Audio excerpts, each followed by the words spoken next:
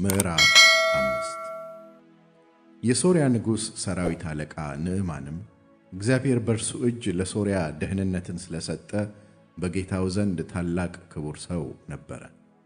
ደግሞም ጽኑ ኃያል ነበረ፣ ነገር ግን ለምጻም ነበረ። ከሶርያውያንም አገር አደጋ ጣዮች ወጥተው ነበር፣ ከእስራኤልም ምድር ታናሽ ብላቴና ሴት ማርከው ነበር። የንዕማንንም ሚስት ታገለግል ነበር። እመቤቷንም ጌታዬ በሰማርያ ካለው ከነቢዩ ፊት ቢደርስ ኖሮ ከለምጹ በፈወሰው ነበር አለቻት።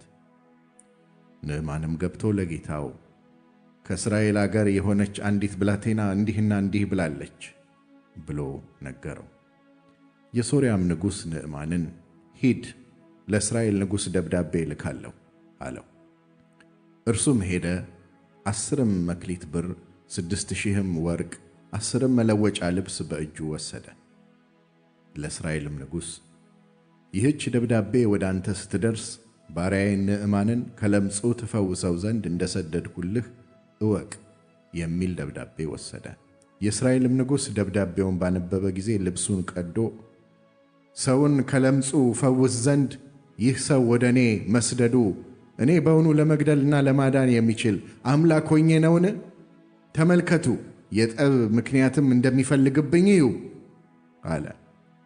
የእግዚአብሔርም ሰው ኤልሳዕ የእስራኤል ንጉሥ ልብሱን እንደቀደደ በሰማ ጊዜ ልብስህን ለምን ቀደድክ?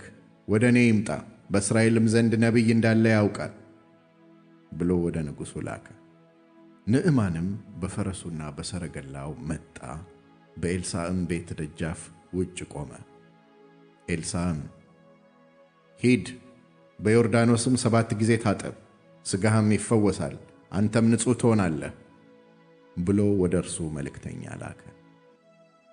ንዕማን ግን ተቆጥቶ ሄደ፣ እንዲህም አለ፣ እነሆ ወደ እኔ የሚመጣ ቆሞም የአምላኩን የእግዚአብሔርን ስም የሚጠራ የለምጹንም ስፍራ በእጁ ዳስሶ የሚፈውሰኝ መስሎኝ ነበር። የደማስቆ ወንዞች አባናና ፋርፋ ከእስራኤል ውኆች ሁሉ አይሻሉምን? በእነርሱስ ውስጥ መታጠብና መንጻት አይቻለኝም ኖሮአልን? ዘወርም ብሎ ተቆጥቶ ሄደ። ባሪያዎቹም ቀርበው አባት ሆይ ነቢዩ ታላቅ ነገር እንኳ ቢነግርህ ኖሮ ባደረግከው ነበር። ይልቁንስ ታጠብና ንጹሕ ሁን ቢልህ እንዴት ነዋ ብለው ተናገሩት። ወረደም፣ የእግዚአብሔርም ሰው እንደተናገረው በዮርዳኖስ 7 ጊዜ ብቅ ጥልቅ አለ። ሥጋውም እንደገና እንደ ትንሽ ብላቴና ሥጋ ሆኖ ተመለሰ፣ ንጹሕም ሆነ። እርሱም ከጭፍራው ሁሉ ጋር ወደ እግዚአብሔር ሰው ተመለሰ።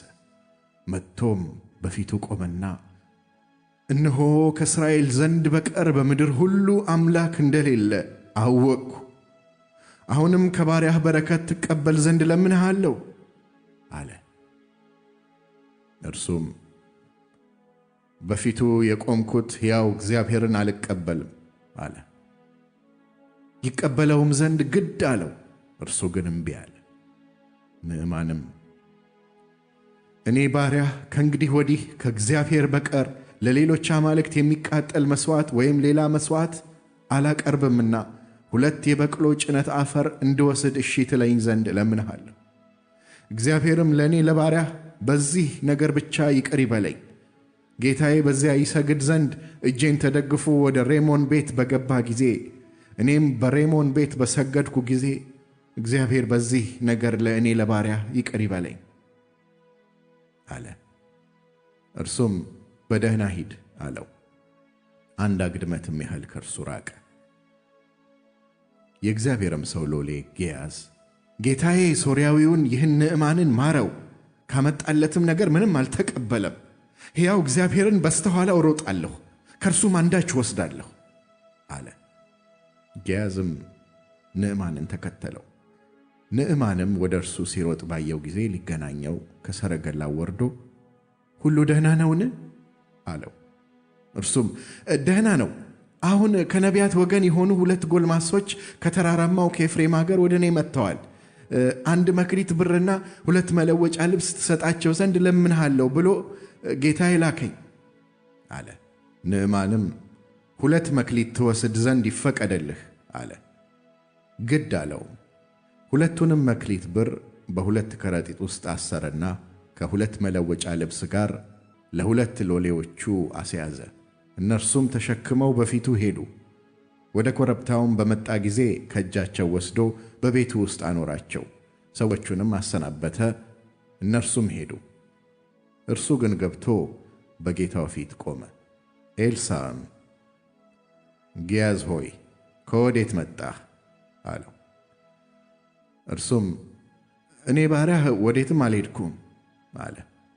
እርሱም ያ ሰው ከሰረገላው ወርዶ ሊቀበልህ በተመለሰ ጊዜ ልቤ ካንተ ጋር አልሄደምን?